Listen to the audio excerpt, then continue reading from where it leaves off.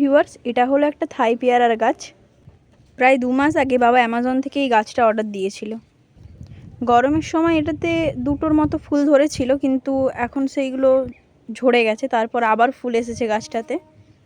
এই যে ফুলগুলো এসেছে। বর্ষার জল পেয়েই গাছটাতে ফুল এলো। বর্ষার আগে গাছটাতে যা খাবার দিয়েছিলাম, তারপর আর কোনো খাবারই দেওয়া হয়নি। তো আজের গোড়াটা একটু খুঁড়ে নেব, যাতে খুব সহজে জলটা পাস হতে পারে।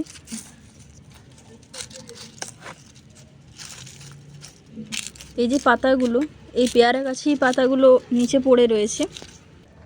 এগুলো মাটির সাথে মিশে এর খাবার হিসাবে ব্যবহৃত হয়ে যাবে।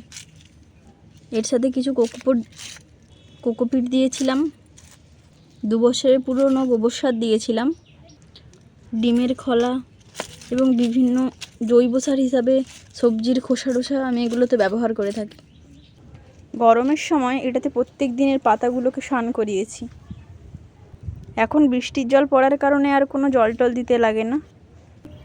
পেয়ারা গাছটায় যখন আবার ফুলটা ভালো করে ফুটে ফলে পরিণত হবে, তখন আবার আপডেট দেব নতুন।